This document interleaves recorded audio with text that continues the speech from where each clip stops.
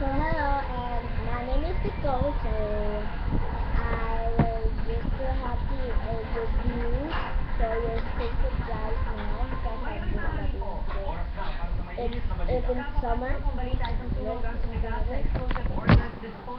First news, I just use my computer.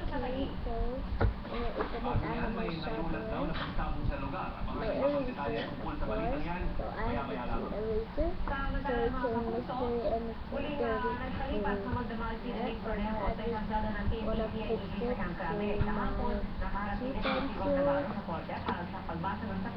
pencils. It's Tablet, and this is my red ball pen for checking, and my yellow colored pencil.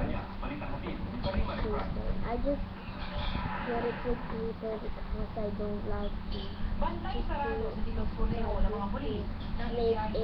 dirty.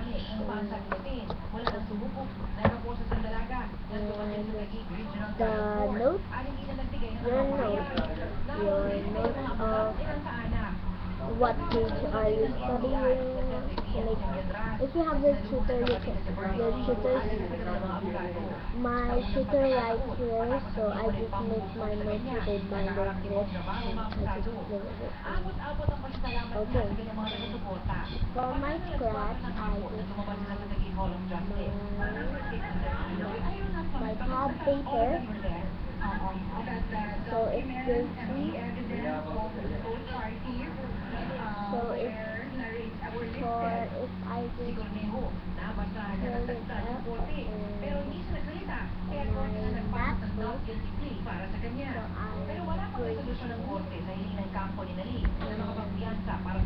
I just studying advanced English.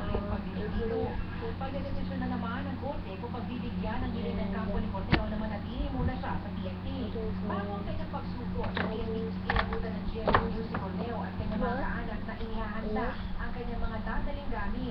May Biblia, mga libro at isang notebook para raw maisulat ng dalaga ang kanyang mga mararanasan. So it's like a panahon na ng pamamaalam. Hindi na napiling limit na maging emosyonal.